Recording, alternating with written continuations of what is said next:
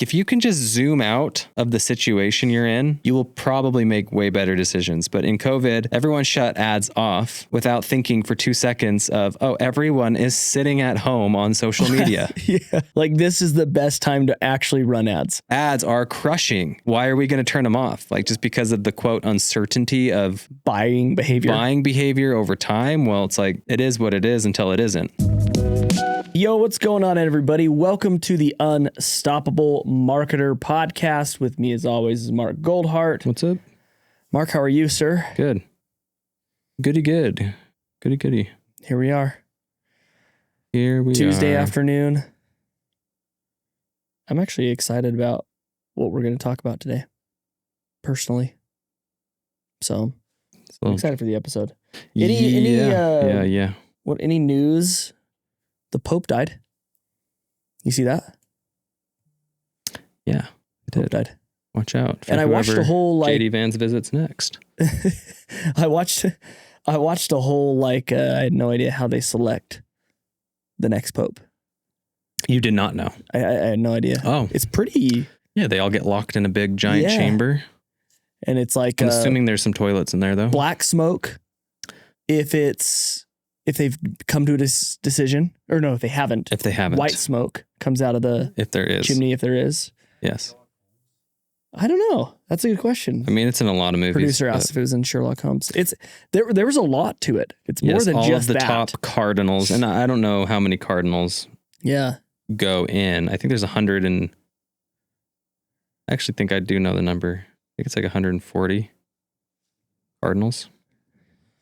Well, that's news right there. I should look it up really quick. Also, other news I saw, Trump signed an executive order this one's awesome, personally. As somebody who's had kids before, there's nothing worse than getting the bill. Only 135 cardinals. You said 140? Yeah. Nice. Are eligible to vote it's called the conclave. Yeah. And crazy, they released a trailer for a movie called, I think, The Conclave. Really? No phones can be there. No nothing. Like they're legitimately cut off. Yeah, like they are in there debating. And I don't know how long it lasts. Like I wonder. And to be fair, I'm not Catholic, so I don't know if debating's the right word. But yes, they have to come to a consensus. Deliberating. Deliberating. That's the word I'm looking for. Not debating. So I think there's there's a few sects that bring forth maybe the person they think. Because I'm sure it's not like everyone is like, I'm the Pope. Yeah. Vote for me. I wonder if it has to be anonymous. I don't know. I'd be really interested to find out though. Yeah. I mean, that's a person who, what is there close to 1 billion Catholics? I don't know. How many Catholics are there? I don't know. It's an important world figure. Yeah, that's a very important world figure. I'd probably say one of the, at least one of the most well-known world figures. 1.4 billion. Catholic or not, everyone knows who the Pope is. Wow. The other thing I was saying is Trump signed an order, I heard, where, how you go to the hospital, you have a baby, for example, and you have no idea what the bill is going to be. Ugh. Nor do you, when you get the bill, nor is it itemized as to what it is. It's just you owe $12,000 for having a baby. You're like, what? Well, and what's also a joke about it is they don't tell you what the insurance, because if you pay in cash, it's often cheaper. Sure. But then it won't count towards your deductible. But for some reason, if you have insurance, sometimes if you do have a high deductible, it's more expensive than if you paid for cash. It's it's a total mess and you don't know why or what. You said, it's very the itemization is often strange. And well, Trump signed an order. Doesn't make any sense. To say before you leave, you have to know exactly what it is. They have to tell you this is what it's going to be. Oh, so you don't have to wait for 2 months. It's not an estimate. This will be between $6,000 and $10,000. This is the bill. You must know and what it is and why, which I think is actually really cool. I wonder what that does to price action for medical care. So hopefully it simplifies it. Yeah. It's always a mess. Gets rid of waste maybe too. Cause I always feel I remember how much I paid for my first kid because they, for maybe shame on me because I didn't go through all my insurance documents, but we thought the extended stay was covered. but then it wasn't. Ouch. So we were there for 2 days or 3 days. But each day is a lot of money. After the first kid, our next two, I was out of the hospital. Like, as soon as possible, right? People are going to get mad at me for this, but like I over pushed almost like my wife, like, let's just get out. Like, I will take care of you at home. As long as everything's fine, right? The birth went fine. Well, as long as it's like just like a... baby's fine. Wife is fine, because it's just like there was nothing more miserable than sitting there. And my wife and I are not people to be waited on, so that part of the hospital was not beneficial for us. Right. Yeah. To have that baby taken from us so that we can get some, it was more like my wife wanted the baby or I wanted the baby. Right. So if I needed sleep, she has the baby. If she needs sleep, so we were like one day and just like, let's get out of here as quickly as humanly possible. Yeah, but I just hate hospitals. So I do have to say it is not fun. No. But I think, look, we had a good guy on we had a good guest a while back. I want to read something that he posted. His name is Preston Rutherford. Very prestigious name. Yeah. Co-founder of Chubbies, the swim trunks. That sold for, I believe, over 100 million, right? Yeah, I believe so. So you could say maybe he knows something about growing businesses, right? I would say yes. Okay. So shout out Preston. You're going to paraphrase this, right? Because normally these things are like... Yeah, I'm going to paraphrase it, but I'm opening up the post because I do want to credit him because, look, we've been talking about something like this a lot, and it's something that you should be talking about depending on the goals of a company.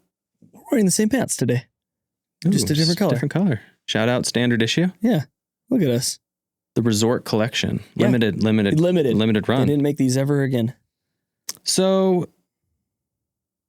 Look, what Preston does on LinkedIn is he has these pretty helpful like conversations that, these, what do you call it? Like role playing conversations between a CFO and a CMO. And a CMO. Yeah. Sometimes it's the CMO and the CEO.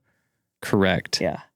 And what he talks about in the one that resonated recently, because we've just had this conversation a few times. Yeah. It's basically the CFO is saying, hey, our ROAS, our ROI, our efficiency metrics are down or, whatever. And they're, he's getting after the CMO, and the CMO has to kind of go through this dialogue of saying, well, yeah, but if all you're focused on, because like efficiency, the line that I grabbed from it is efficiency is not always effectiveness, right, for your company. Totally. So if you're incentivizing your marketing team to go after efficiency, they will, but that's going to include a lot of stuff that's not growing your business in the way that you might want to be growing. Right. Now, some businesses don't want to grow like that, and that's for sure a totally different conversation, right? Like you have different goals for different kinds of businesses, but efficiency is not effectiveness, right? Right. Doesn't mean they don't overlap.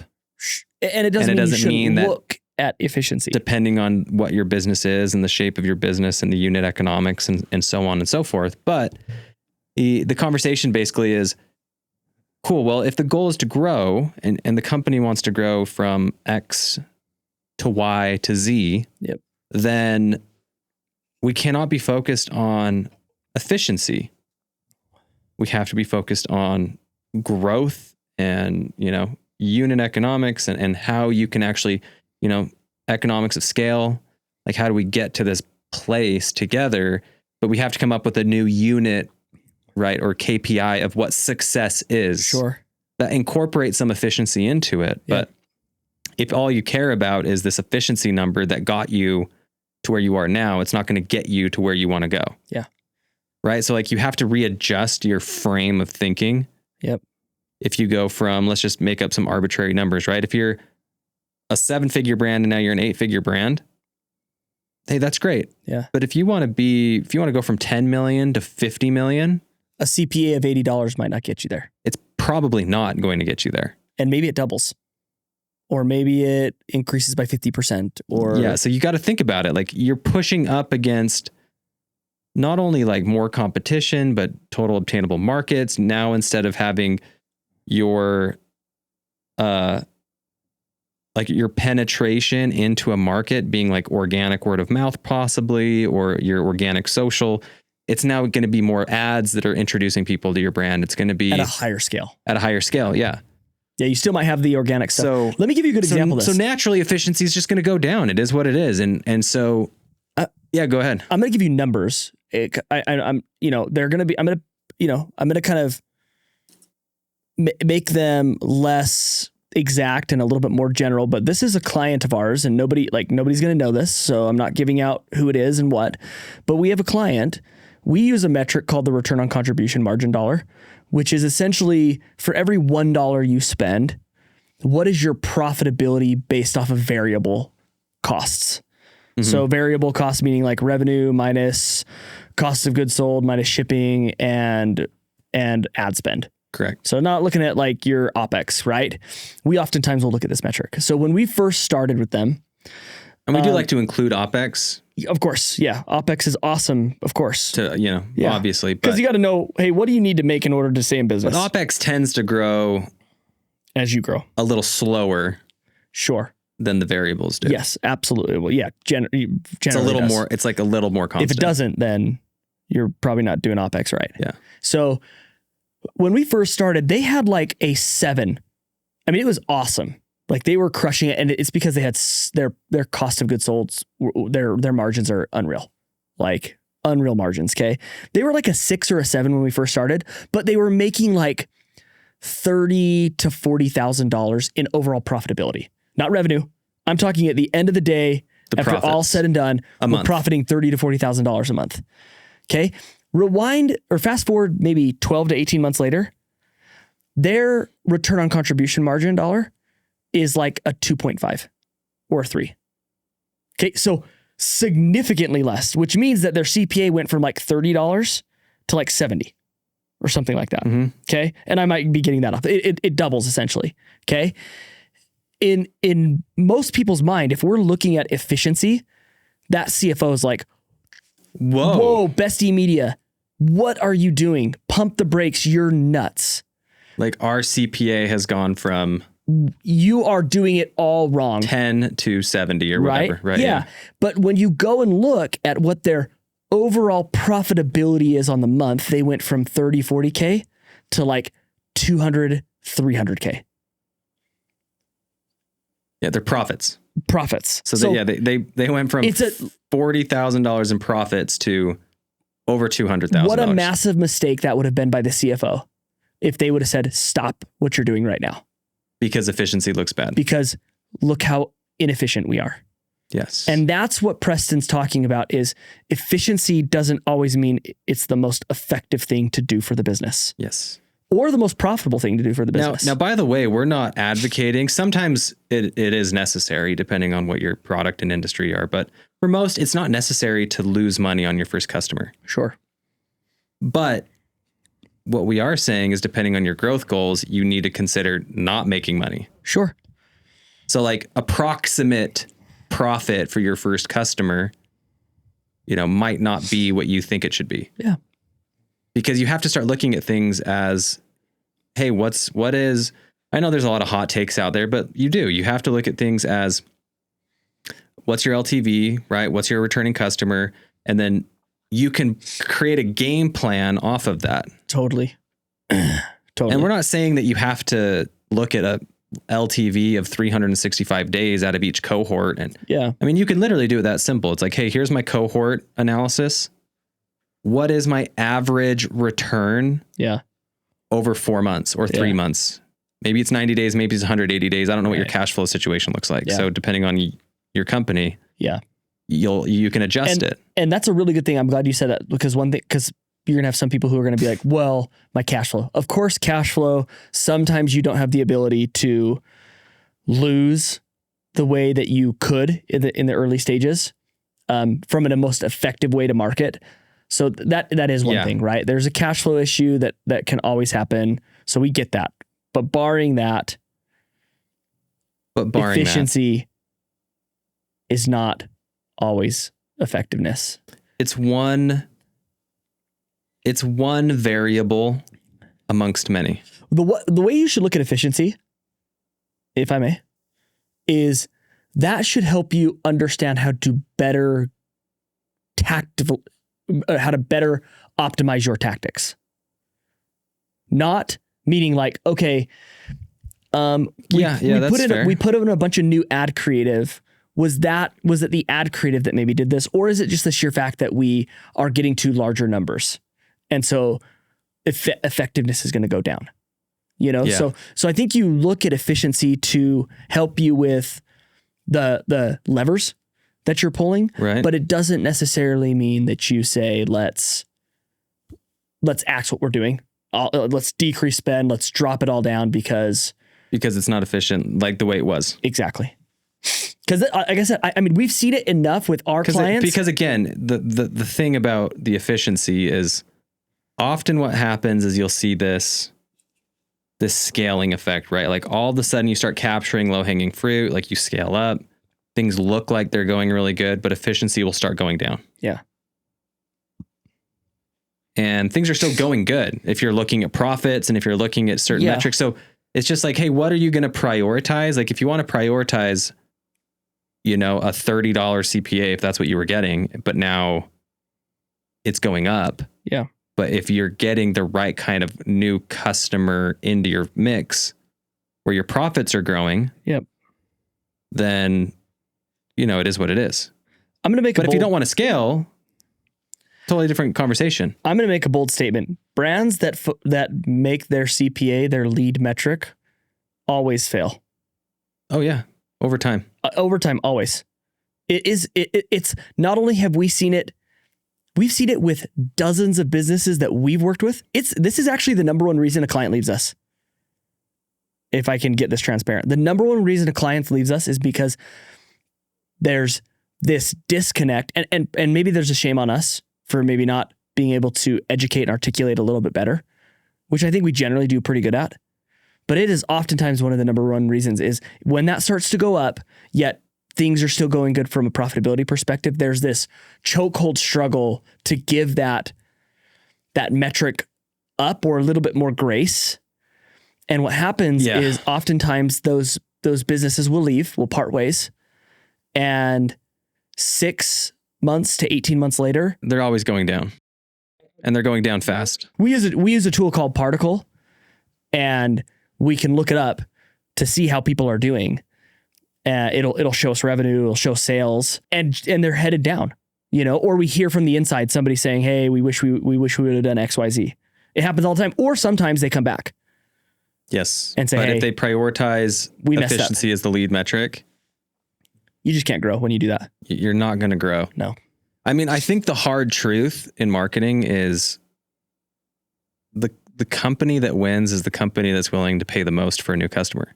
And the company who has balls. And can pay the most. There's OpEx things here. Like we're not saying run yourself into the ground just getting a and being dumb about it. 0.5 ROI on a new customer. No. But we are saying that you got to zoom out. Like what's your goals long-term, short-term? What is the priority for your company? If it is profit over time, we'll look at compounding effects of new customers on your business. But yeah, if you're not willing to, like someone else is. Yeah. Period. Like someone will try to pay more than you. 1,000%. And that company will win. So you got to figure out how to charge more, bundle, right? Get more out of your customer to justify certain kinds of costs to acquire them. Yep. Or expand it. Like what's the window that you're looking at? Is it month 0 to month 3 in a cohort analysis? Is it month 0 to 6? Or start doing things like if you can't increase AOV like you were talking about or increase conversion rates, then you have to find a way to increase your traffic outside of just paid, which is oftentimes organic, right? To make that dollar go further.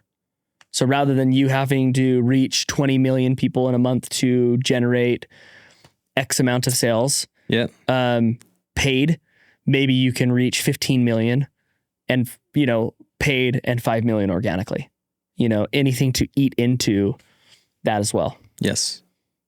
Which again, like you should be doing all those things, but like ultimately, like you're not, if you're trying to grow at certain types of velocities, like you just can't, you cannot expect to have the same CPA. So like if you're working with an agency or you have a media buyer on your team, whoever you're working with, like I'll bet that most people who listen to this are guilty of prioritizing ROI to the point where it is effectively handicapping them from growing their business. Yeah. Again, growing their business in a profitable way. 1,000%. Yes, like you said, it takes guts because there is this point where every company gets where it's like they see growth, but it's like, oh, it's a little harder now. And it's like, yeah, guys, guess what? Like if it was so easy to just spend more money and make more money at the same efficiency rates as you were when you were a small business, everyone would do it. Everyone would have $100 million brand right now. This episode of The Unstoppable Marketer is brought to you by BFF Creative. Let's be real, hiring designers and video editors can get super expensive. And that's why I'm excited about what BFF Creative has done. They've built a subscription design service that gives you the feel of an in-house creative team, but at a fraction of the cost, which I'm sure we all could use right now. From ad creatives to social media posts, video edits to full website designs, BFF gives you unlimited designs and unlimited requests starting at just $1,000 a month. The best part about this, their custom app makes it super easy to submit projects, give feedback, review work, and store all of your creative in one place. As a listener of the podcast, you get 25% off your first 2 months with code Unstoppable25. That means unlimited creative for as little as $750 a month. Go check them out right now at bffcreative.co. Let me give you 4 dates. Everyone would be Ridge wallets, right? Like everyone would, like, if it was that easy, then just spend more money. Like, cool. But it's hard for 2 reasons. A, yes, like you do have to figure out what profitability marks at what point in the customer purchase cycle or journey work for you. The other hard part is what you mentioned earlier is it's scary. Totally. And most people what we have seen is most people don't fail because they all of a sudden are so unprofitable that they can't function. Right. We see most people fail because it's just so uncomfortable. They pull back, and what ends up happening is their profits start to become lower than their OpEx. Then they have to start firing. Yeah. And then what happens is they don't have the manpower, POs, and marketing dollars to then scale back up. Yeah. Right. So there, and this all hits 10 times harder. I actually don't even, this is not what we were actually going to fully talk about today. I actually don't even think we go into what we were going to talk about today. Let's save it for another episode. Cause I think that like, this is actually super important and I can go on for like 15 more minutes with this. Yeah. We can talk about it another day. So when times get harder, AKA right now, I would deem now as a hard time for 2 reasons. One, we've had economic uncertainty for the last 3 years. Well, for a while. Well, yeah. Right. Well, yeah. Now, even more so for the last few months. Okay. And then you add tariffs to that, which makes it even harder for businesses. So let me give you 4 dates that have happened in the last 6 years. May 2018. What happened in May 2018 was the pay to play model that Meta put out. That's when it like really kicked in. Meaning, yeah, when you say put out, it's just it was May 2018 when the algorithm was no longer chronological. Like you weren't getting shown to your followers the same way. We would post something and we would make $10,000 that day from a post, not even ads. And then all of a sudden, no one saw it. Overnight in May. I can't remember the date in May, but I know May 2018 because I was looking at analytics, Google Analytics. Okay. That was a time that freaked everybody out. And what did a lot of brands start doing? Pulled back on spend because they were no longer getting the efficiency from the organic that they once were. Mm-hmm. So, and what happened is you see a lot of people who went under between 2018 and 2019. Yes. Okay. Well, and that was So what I want to emphasize here is what happens when your CPAs go up as you scale. A big part of that oftentimes, not every time, but oftentimes, depending on how good your organic was before, but it's not because your paid is actually going up at the rate that you think it is. Yeah. It's just that your paid is becoming the primary and last touch point Totally. for a customer. The first and last touch point, right? In a way that it wasn't before. Yeah. Yep. Exactly. So again, take a step back and realize, like, we have conversations with clients all the time of like, hey, if my CPA has gone up, like things aren't working anymore. And it's like, well, your CPA was never that, actually. Yeah, for sure. Your like true CPA was like your CPA probably never was 35. Like, and then we try to be honest about it. Yeah. But sometimes you don't see certain variables, for example, like sometimes you don't see it for months. Yeah. Like for example, we don't know, like, you're organic. Okay. If you have really good organic presence, like, you're going to have a really low CPA, period. Yep. Like, you just will, until you reach a point where your paid starts over. Where your paid is the one introducing everyone to your brand. Mm-hmm. And then all of a sudden it looks like, hey, $18 to $28. Paid is way more expensive than I thought it was. Yeah. It's like, yeah, guys, that's just life. Now again, you don't have to grow like that. Yep. So if you're just using paid as like this kind of balanced lever on the scale of, hey, like, we're just using this to, yes, get new customers, but like ultimately operate at a total efficiency rate of this because this is what we're comfortable with, then this conversation isn't for you. Yeah. That's fine. You can do that. Yeah. Now your business will struggle in the long run. Totally. But you can hum around, and if you're super profitable and it works, then just do what you're doing. Yeah. Yeah, for sure. Right. But this, for the brands that want to grow and need to grow, then this is the conversation that you have to be having. Yeah. And you got to be brave because it's scary just in a normal month. Right. But we're in a crazy time, right? My other dates I was going to say was you got March of 2020, right? Which is when the world shuts down for COVID. And everybody turned ads off. Everyone did. It was crazy. I've never seen anything like it. Right. Now, what we thought at the time, which it was risky, but if you actually took us, again, it's all about, like, if you can just zoom out of the situation you're in, yep, you will probably make way better decisions. But in COVID, everyone shut ads off without thinking for 2 seconds of, oh, everyone is sitting at home on social media. Yeah. Like, this is the best time to actually run ads. Like, ads are crushing. Yeah. Why are we going to turn them off? Like, just because of the quote uncertainty of buying behavior over time. Well, it's like, it is what it is until it isn't. What's number 3? May 2021. What happens May 2021? Remember? May 2021? Yep. Well, iOS, that's the big iOS update. Yeah. So that's iOS 14.5 with privacy. Yep. And what does everybody do? Because CPAs automatically shoot up, right? Yeah. Well, yeah. So you get another group of people. So people lose. In 2018, lots of people go out of business. 2020, tons of people go out of business, right? Or their businesses have never recovered since. Yeah, exactly. 2021, another group of people, massive. Now, that one was kind of hard because that was also during the time when tons of people had turned off that one was way sucky because tons of people had turned off their budgets for COVID. They all got their POs delayed. And then they all came like spring of 2021.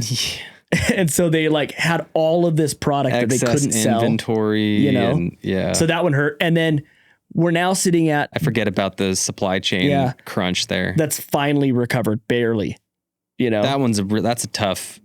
Supply chain's different, right? That one's rough. But now that's a type of black swan that is really rough. Yeah. But now we're in this other state of mind right now where it's like recession, you know.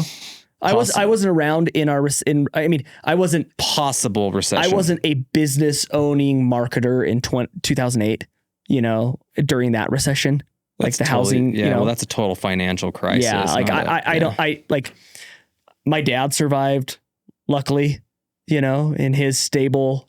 So I don't really know much. I was on my Mormon mission during the time. So I didn't really like. I was at the U. I don't even remember. Yeah, I don't remember it actually happening. Yeah, but I was like, I'm sure my dad was stressed. Yeah, sheltered from it because I'm sure luckily my dad didn't have most of us in the house at that point. Yeah. So that probably was nice. But yeah, now we're in this like looming recession, and what's going to happen is a lot of you guys are going to pull back spend now because things aren't as efficient. But where you're going to really feel it may not be right now, but you're going to feel it 3 to 6 months from now. That's when you're going to really get beat up. Yeah. Right? And potentially won't ever be able to recover. And so everything in life is a game of momentum is what I've come to believe. And it's so contagious too, right? Like if you have momentum and you got to think real hard about killing your momentum. Yeah. Like you better have a really good reason. Oh, 1,000%, bro. For shutting down momentum. Like this is a red alarm, red alert scenario that. But again, we're not saying it's easy to make these decisions. Like if it was so easy, everyone would make it. But what we are saying is oftentimes those decisions are made because people are too focused on an efficiency metric. When that efficiency metric is not, like Preston said, an effectiveness metric. Yeah. So take this with some salt, like depending, this is contextual. This might not apply to your business. Sure. But even if this situation does not apply to your business, you should always in your business come up with what are you balancing your ROI with? Yeah. Yeah. What is the or your CPA? Because people use ROI or CPA. Like if you have a lot of products and different SKUs, then like ROIs will be better. CPA isn't great for, if you have SKUs that are $10 and then SKUs that are like $100, that changes things dramatically. But overall, like if you're marketing effectiveness, you got to just take a step back and say, cool, this is our ROI or our CPA or whatever. That's great, but what are we balancing that with? Yeah. It's got to have some kind of profit that you're balancing it with. Right. And like, if this goes down, it's okay if this is going up. Totally. Right. Right. It's not okay if if everything's just crashing. If ROI or ROI decreases or CPA shoots up, but profits go down too. Immediately, which will happen if you are Ridge Wallets is pretty open about this, right? Like they're in this category first time customer. Like you don't have a big returning customer cohort that's coming back. So like they can't, they still play this game, by the way, because they have, they play the scale game. Well, yeah. And now they're profitable on first purchase. Well, and where Ridge Wallets wins, my guess. They win in a few ways, but sure, they win but Ridge Wallets operates with one of our favorite, this has been I would say our mantra for the last 6 months. We say it all the time. It's the more you sell, the more you sell. Yeah. Right.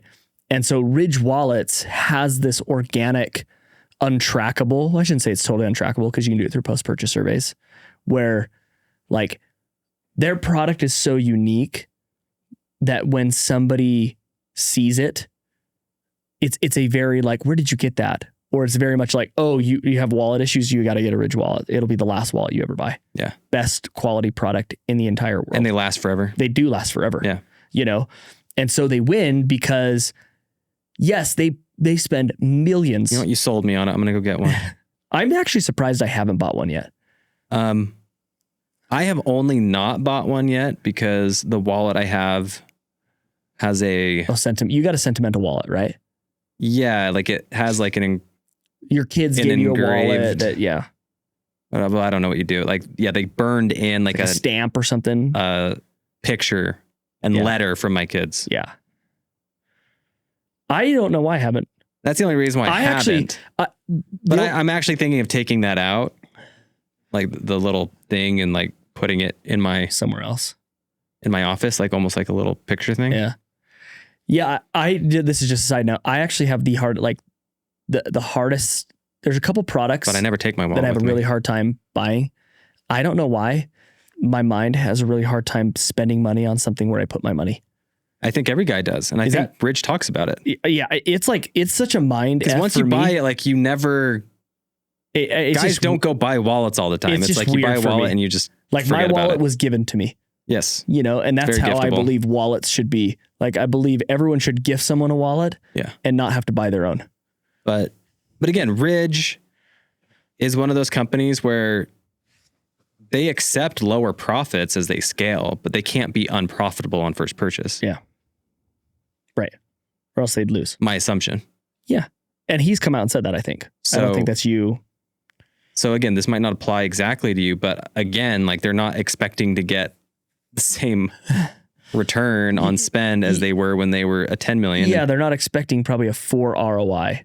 And I love how open he is about how hard it is to get to where they are too. It's not like, oh, we just simply spent more money and everything worked and it was just a rainbow road of lollipops and gumballs all the way to $100 million company. Right. Just so easy. If it was so easy, everyone would do it. Yeah, we're kind of making it sound like this is very simple. Like in no ways this simple. Well, it's hard here's the reason why it's hard. One, fear. Oh yeah, that's scary. The number one. Like you go from mind F. You go from like thinking your efficiencies mean something to, oh, but I'm now spending 2, 3, 4 times more than I thought I was spending. Yeah. So that's hard to get over. And I'm only making 30% more. X more amount. I'm doubling my spend, but I'm only making 25% more or something. And that mentally is, even though I'm still profitable, in fact, more profitable. It's hard. That's like wait, I remember when I had that one of my very first marketing lessons when I was, we learned this lesson together because in one of my first gigs, efficiencies were at whatever. And they're like, oh, let's just spend more. Spend. Yeah. And so we doubled, tripled spend. And I'm like, efficiencies stayed the same. It's like, nothing's happening. But we weren't making more revenue. Like there's no at least in platform efficiency. There's no new customers. Yeah. Yeah. It's interesting, right? You have this kind of thought where it's like, and like returners went up a little, but like not, it was like, okay, everything's not working because we're focusing on this ROI in the platform. This is back in 2018. So it's a little different, but yeah, because we were so focused on ROI instead of like what actually moves new customers, then we learned that lesson of like, oh, like the only thing that matters for us in this type of funnel is new customers. Right. Because of the industry that we were in. Yeah, we learned that lesson together, and it was a good lesson to learn because very quickly it was like, oh, nothing's happening. Right. Yeah. ROI stayed the same too. It said everything was going great. Especially in platform ROI. Meta was like, everything's the same. It's like, what?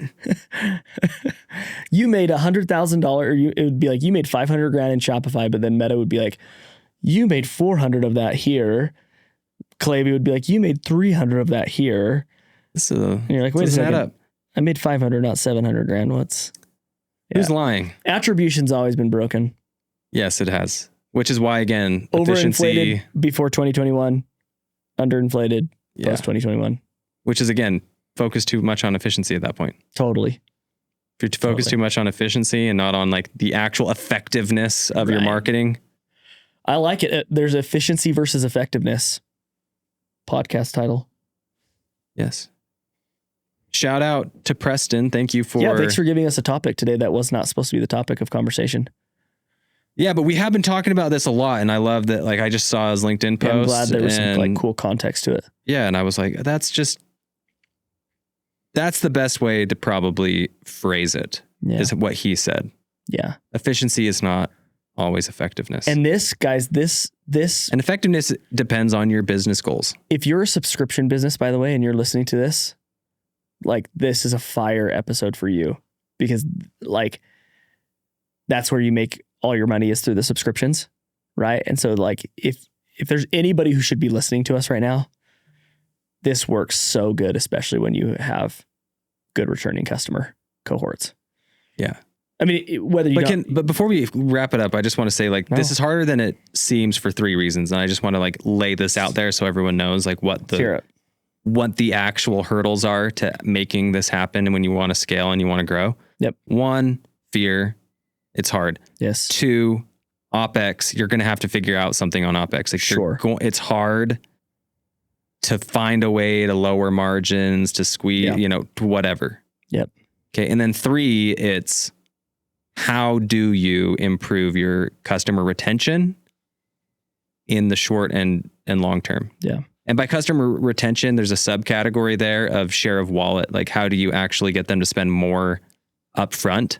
Yeah. And quicker. Yes. So you're not waiting for it in month 2, 3, 4, 5, 6. Right. Yeah. I like it. Like, that's why it's hard. Yeah. It's because not everyone, like some people can operate just off of fixing the fear factor. Yeah. They could, everything else could remain the same. And if they just fixed how scared they were about it and their mentality, they could just probably rip for another 20, 30 million a year. They could become $100 million company. You know? But it's scary because, like, what if something changed and we're spending so much money, right? Yeah. But a lot of people, especially if you're not in subscription or if you don't have a good returning model or whatever, you're going to reach this point of first time profitability where you're going to have to figure out some OpEx. Right. Yeah, for sure. I like it. I think we can end there personally. Sweet. So thanks everybody. Well, not the direction we were going. Feliz Navidad. Next week, this is what, just to give you guys a little precursor as to what is going to probably happen next time. So one of the things that Mark and I are talking a lot about is I get this all the time in my social content. I do talk a ton about how important it is for brands to supplement their ad buying reach with organic reach and how most brands suck at it. And that's just a fact. There are very few brands who are good at creating good organic content. And just look at the people you follow. You're not following any brands for the most part. But we are compiling a list. But we are starting to identify people who are absolutely crushing it and who are seeing in results. Very strange and interesting ways. Oh, yeah. We're going every, like this isn't necessarily e-commerce. Yeah, we're not just talking about like, HVAC I feel like companies. The brands who are always, Ryanair and Chipotle are so good at this kind of stuff. Like, that's not what we're talking about. Yeah. We're talking about brands you've probably never heard of before who are just crushing it behind the scenes. So we're going to start bringing them up. We're going to show them on the screen. We're going to walk through why they're doing what they're doing. So we'll have guests on as well to give their take on it. So instead of kind of doing like a normal guest where it's like, hey, how did you build your business and blah, blah, blah. Like, let's have them rip through it too. So that's what's to come. Muy bueno. So, all right, everybody. Thank you so much. We'll see you guys next Tuesday. Vamos. Thank you so much for listening to the Unstoppable Marketer podcast. Please go rate and subscribe the podcast, whether it's good or bad. We want to hear from you because we always want to make this podcast better. If you want to get in touch with me or give me any direct feedback, please go follow me and get in touch with me. I am at the Trevor Crump on both Instagram and TikTok. Thank you, and we will see you next week.